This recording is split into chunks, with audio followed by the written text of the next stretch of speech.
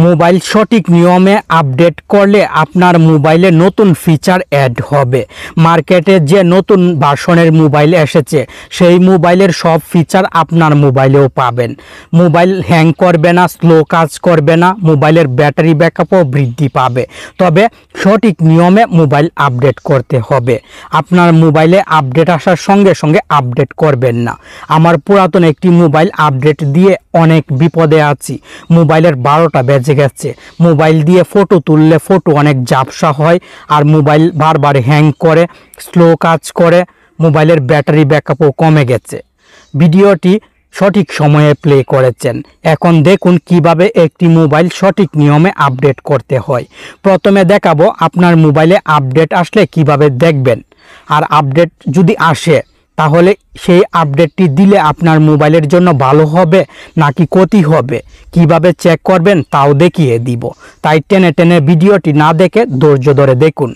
Take on Bangla চ্যানেলের নতুন একটি ভিডিও দেখছেন, আর আমি আছি আপনার বন্ধু নাসিম। চলুন তাহলে শুরু করা যাক। প্রথমে আপনার মোবাইলের সেটিংসে ক্লিক করবেন।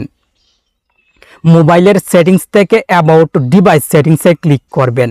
আপনার মোবাইলে অ্যাবাউট ফোন লেখা থাকতে পারে, আবার অনেকের মোবাইলে সিস্টেম সেটিংসে ক্লিক করে এই সেটিংসটি পাওয়া যাবে। আপনি কষ্ট করে খুঁজে অ্যাবাউট ডিভাইস অথবা অ্যাবাউট ফোন সেটিংসে চলে আসবেন।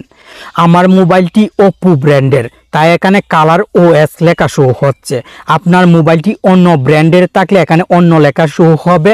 আপনি এই লেখাতে ক্লিক করবেন। আপডেট অ্যাভেলেবেল মানে আমার মোবাইলে নতুন আপডেট এসেছে।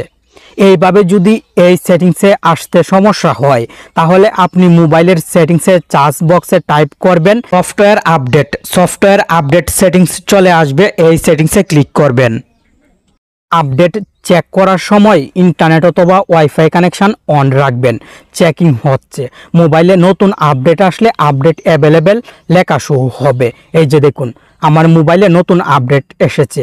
এই আপডেটটি অফিসিয়াল ভার্সন কত এখানে লেখা আছে, আর আপডেটটি 1.75 জিবি এমবির প্রয়োজন হবে।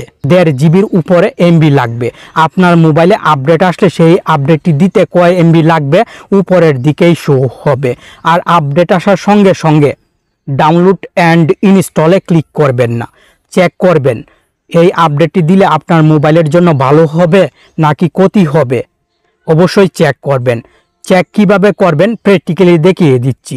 মোবাইলের হোম পেজে চলে আসবেন। মোবাইল থেকে ফেসবুক অ্যাপটি খুঁজে বাহির করবেন। আশা করি ফেসবুক অ্যাপে আইডি লগইন আছে। ফেসবুক অ্যাপ ওপেন করে উপরের দিক থেকে সার্চের আইকনে ক্লিক করবেন। আপনার মোবাইলের নাম এবং মডেল এখানে টাইপ করবেন। নাম মডেল টাইপ করে গোতে ক্লিক করবেন। উপরের দিকে অনেক ক্যাটাগরি থাকবে, আপনি গ্রুপস ক্যাটাগরি খুঁজে বাহির করবেন। গ্রুপসে ক্লিক করবেন। মোবাইলের নাম এবং মডেলের সঙ্গে মিল আছে এমন গ্রুপে জয়েন হবেন। আমি অলরেডি বেশি মেম্বার আছে এমন গ্রুপে জয়েন হয়ে আছি। এখন গ্রুপটি ভিজিট করব। আপনি প্রথমে জয়েন হবেন, দেন তারপর গ্রুপে প্রবেশ করবেন। নিচের দিকে চলে আসলে এই যে দেখুন কে কে দিয়েছেন, কি পরিবর্তন হয়েছে। একজন এই আপডেটটি আসার পর পোস্ট করেছে। আপডেটটির সফটওয়্যার ভার্সনের সাথে আমার মোবাইলের সফটওয়্যার ভার্সনের মিল নেই, 1800, আর যে পোস্ট করেছে সেই পোস্টে 1610। এই আপডেটটি কিন্তু আমি দেইনি, ইগনোর করেছিলাম। আপডেট দিয়ে অনেকে সমস্যায় পড়েছিল। এটা দিয়ে আমার টাচ কাজ করে না ভাই, ফিঙ্গার অ্যান্ড নেটওয়ার্ক স্লো হয়ে গেছে। এই কমেন্টগুলো দেখে আমার মোবাইল আপডেট দেয়নি। এখন নতুন আপডেট এসেছে, সেই আপডেটটি নিয়ে কেউ পোস্ট করেনি। আমি একটি স্ক্রিনশট দিয়ে নিব। আপনার মোবাইলের যে আপডেটটি থাকবে সেই আপডেটটি নিয়ে যদি কেউ পোস্ট না করে তাহলে আপনি নিজে সফটওয়্যার আপডেটের স্ক্রিনশট দিয়ে গ্রুপে পোস্ট করবেন। আমি একটি পোস্ট করে দিচ্ছি। এই আপডেট কে কে দিয়েছেন, আর আপডেট দিয়ে মোবাইলের কোনো সমস্যা হয়েছে কি, ফটো দিয়ে এবং স্ট্যাটাসটি লিখে পোস্ট করে দিলাম। আশা করি অনেকেই কমেন্ট করবে। দেখুন অলরেডি একজনে কমেন্ট করেছে। কমেন্ট বক্সে ক্লিক করে চেক করে নিচ্ছি, কোনো প্রবলেম নাই। আবার আরও অনেকেই পোস্ট করবে। এই আপডেটটি যেহেতু নতুন এসেছে অনেকেই হয়তো আপডেটটি দেয়নি, আবার অনেকেই দিয়ে এখনও পোস্ট করেনি। দিয়ে দেন, সমস্যা নাই। আরেকজনে কমেন্ট করেছে। এইভাবে আপনি দেখবেন আপনার মোবাইলে যে আপডেটটি এসেছে সেই আপডেটটি দিয়ে কেউ সমস্যায় পড়েছে কিনা। যদি সমস্যায় না পড়ে তাহলে আপনি এখনই আপডেট করবেন। আপডেট দেওয়ার সময় মোবাইলের ইন্টারনেট কানেকশন ব্যবহার করে আপডেট করবেন না, ওয়াইফাই কানেক্ট করে তারপর আপডেট করবেন, নয়তো মোবাইল অতিরিক্ত গরম হয়ে যাবে। মোবাইল সব সময় রাতে আপডেট করার চেষ্টা করবেন, তাহলে মোবাইল ঠান্ডা থাকবে, প্রসেসরের উপরে চাপ পড়বে না। আপনার মোবাইল আপডেট করার সময় 50%-এর উপরে চার্জ রাখবেন, আর সব সময় আপডেট দেওয়ার আগে গ্রুপ থেকে চেক করে নেবেন।